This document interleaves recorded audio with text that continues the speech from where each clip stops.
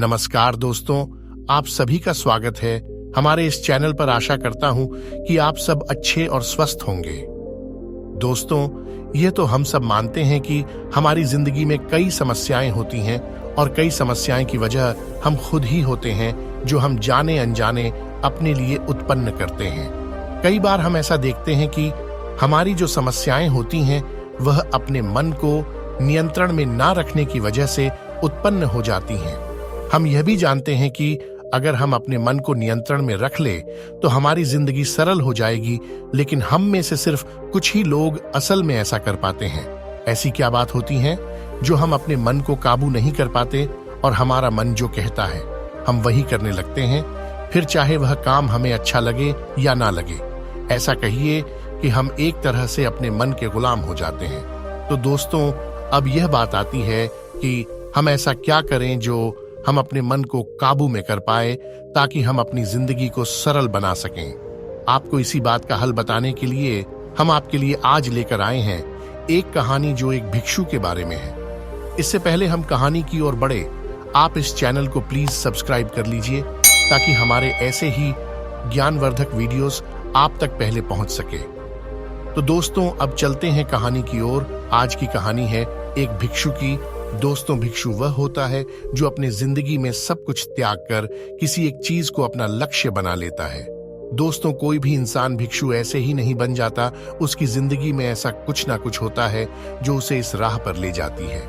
कुछ ऐसा ही इस कहानी में भी देखने को मिलता है। इस कहानी का मुख्य पात्र है राहुल, जो एक भिक्षु बन जाता है। भिक्षु बनने से पहले राहुल ने कई गलत काम किए होते हैं। उसके मन में जो भी आता था वह कर देता था, चाहे उससे किसी को दुख ही क्यों ना मिले। उसके मन ने उसको गुलाम बना रखा था और वह अपने मन का दास था। जीवन में कई सुख और संपदा प्राप्त करने के बाद भी राहुल के मन में बहुत ही दर्द था, और इसी मानसिक भय के कारण वह एक भिक्षु बन गया। भिक्षु बनने के बाद राहुल जंगल में रहने चला जाता है। वह तरह तरह के ध्यान और अभ्यास करता है, भिक्षा मांग के खाता है, फिर अकेले होकर अच्छे से ध्यान करता है, लेकिन फिर भी उसका मन शांत नहीं होता। वह हमेशा की तरह बेचैन और परेशान ही रहता है। इसी वजह से राहुल को लगता था कि मन को अपने नियंत्रण में रखना असंभव है। एक दिन राहुल जंगल में ऐसे ही यात्रा कर रहा था तो उसकी भेंट एक आदमी से हुई। वहां आदमी ना ही कोई भिक्षु था और ना ही कोई बुद्धिमान व्यक्ति।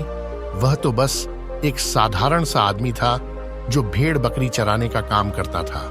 वह आदमी राहुल के पास आकर कहता है, आप बहुत ही चिंतित दिख रहे हैं, क्या मैं आपकी कोई मदद कर सकता हूं? उसकी बात सुनकर राहुल हंस पड़ता है और कहता है, तुम सांसारिक हो, तुम मोह माया के जाल में फंसे हुए हो, और मैं यह सभी चीजें छोड़ चुका हूं, लेकिन फिर भी मेरा मन मेरे वश में नहीं है। वह आदमी कहता है, मैं आपको यह चीज सिखा सकता हूं, मुझे मन को वश में करना आता है। वह कहता है, मन को वश में करने के लिए कोई भी चीज का त्याग करना जरूरी नहीं होता, और ना ही जंगल में आकर रहने की। मन को वश में करने के लिए सिर्फ एक चीज का छोड़ना जरूरी है। राहुल ने आश्चर्य होकर कहा, कौन सी एक चीज?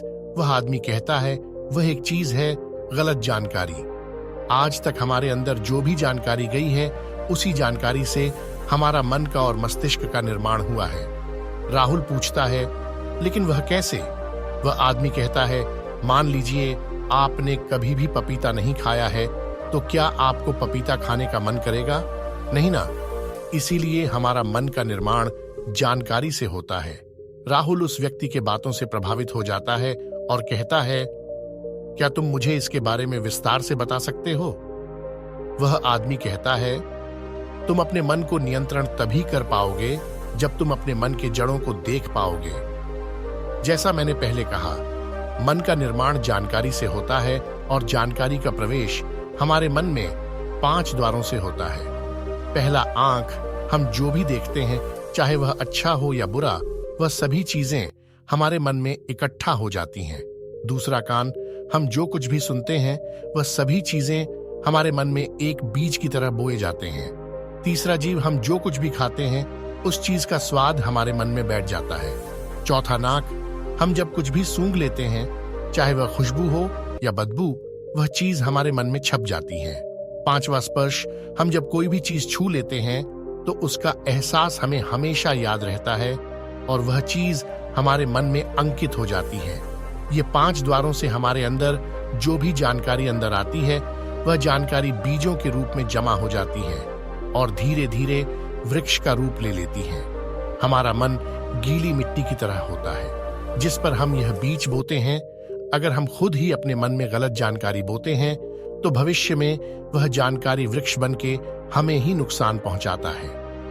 जैसे एक किसान सही बीज को चुनकर अपने खेत में उगाता है ताकि उसकी फसल अच्छी हो, उसी तरह हमें भी अपने मन को अच्छे और सकारात्मक चीजों से सजाने की जरूरत होती है। जैसे एक माली अपने बगीचे में उगाए हुए फूलों की देखभाल करता है, उसी तरह हमें भी अपने मन की देखभाल करनी चाहिए, सच्चे विचारों और अनुभव से पोषित करके। इस तरह से हम अपने अंदर विकास के वृक्षों को खूबसूरती से फूलने देते हैं। इसी वजह से तुम्हारा मन तुम्हारे नियंत्रण में नहीं है, क्योंकि तुमने पहले से ही अपने मन में गलत जानकारी के बीज बोए रखे हैं और अब वह बीज वृक्ष का रूप ले चुकी है। यह सब सुनकर राहुल कहता है, अब मैं क्या करूं? मैंने पहले से ही अपने अंदर बहुत सारी गलत बीज बोए रखी है जिन्हें मैं उखाड़ के नहीं फेंक सकता। वह आदमी कहता है, तुम अभी तक अज्ञानतावश अपने अंदर गलत बीज बो रहे थे, लेकिन तुम आज से ही अपने अंदर अच्छा बीज बोना चालू कर दो।